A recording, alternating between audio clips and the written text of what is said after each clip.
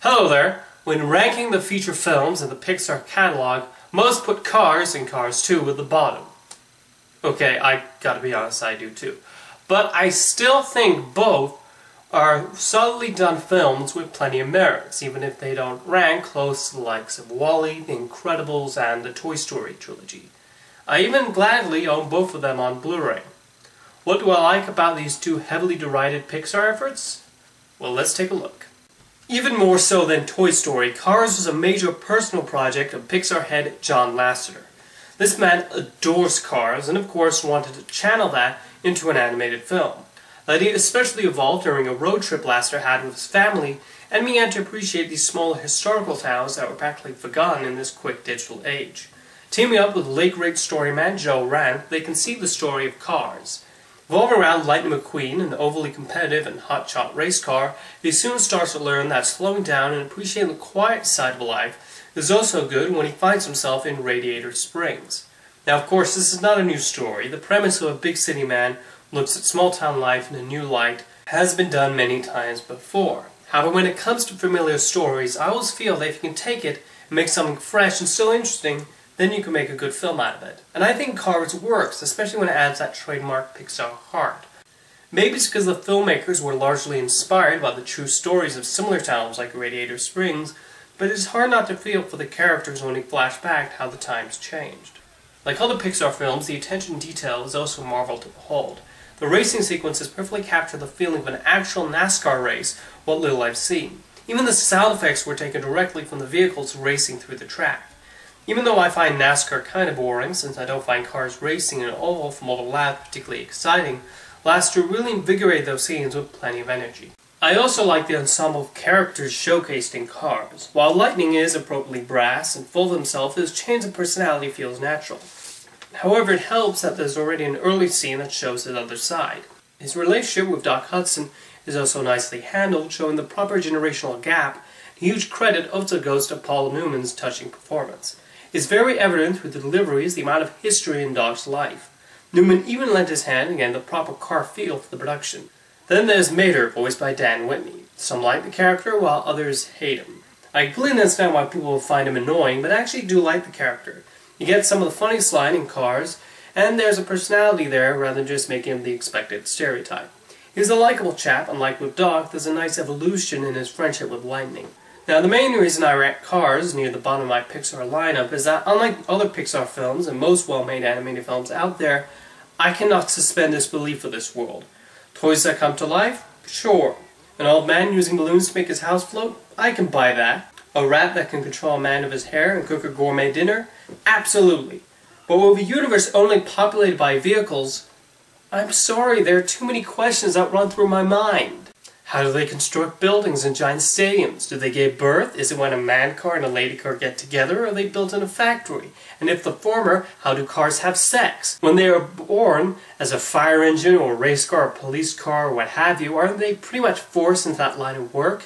How can they print newspapers? How do they pay with money, and where do they keep their wallets or other things humans normally put in our pockets? If the cars don't have drivers, why do they have doors? How are the Flintstones able to celebrate Christmas? Wait, no, that's another strange bit of cartoon logic that confuses me. One of the reasons I love animation is the ability to suspend disbelief for the crazy and unreal things animators put on screen, and I just cannot buy into the Cars universe. I actually believe all the Pixar films exist within the same universe. Except Cars, for obvious reasons. Not even John Lasseter's audio commentary on the Blu-ray answers these questions. However, when I heard about a sequel being produced, I thought it would do just that. It didn't. What is the point of a stair car in this universe, or a taxi and a double-decker bus? Those are vehicles specifically created for human usage.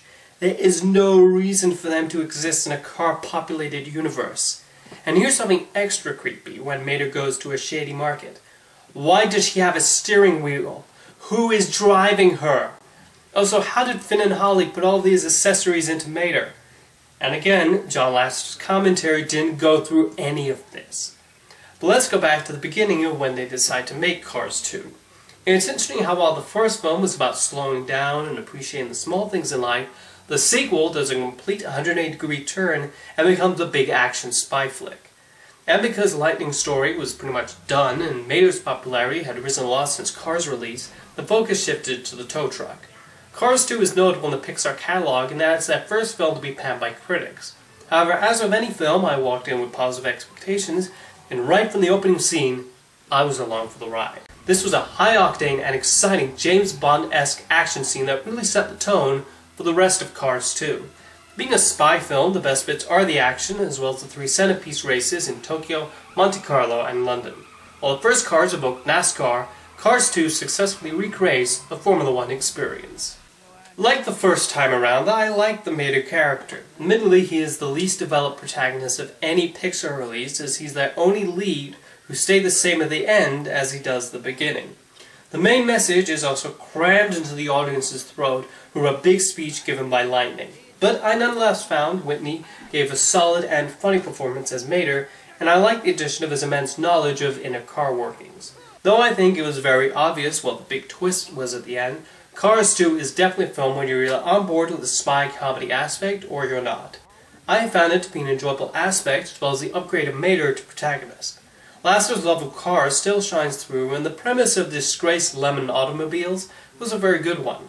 However, all the critical views I've read on it are perfectly valid. I understand why people dislike the sequel, but I thought it delivered in being the fun spy romp it intended to be. But with Pixar having delivered such meaningful and heartfelt works over the past 25 years or so, Cars 2 was certainly the Emerald studio going in a very different direction. They either worked for you, or it didn't. I liked how Roger Ebert described it as like Lasseter bringing to CG life the adventures he would imagine in his living room carpet while playing with toy cars as a boy. And that is a pretty good description of what Cars 2 aims to deliver, and largely why I liked it. Come on, you also had toy cars participate in high-speed chase sequences and thought up crazy stories for them. John Lasseter was simply given a bigger budget and a whole building of animators. Now let's go over to the commercial side of things in regards to where the Cars franchise is incredibly successful in. The merchandise. Specifically, toys. There's something about toy cars that children seem to love, and it's no surprise that they generate billions of dollars of revenue for the Mouse House. Really, you could put a face on any mode of transportation, and you can create a massively successful toy collection.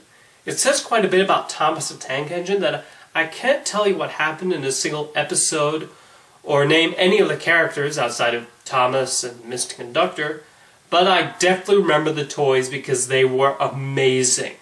I haven't bought any of the Cars merchandise, despite my enjoyment of the franchise, but I imagine they hold a similar amount of imaginative glee to today's children as the Thomas toys held to me way back when. The Cars series may not be the best produced by Pixar, but both the films and the countless merchandise showcase a real love for automobiles, which is evident whether you're a car nut or simply view them as transportation.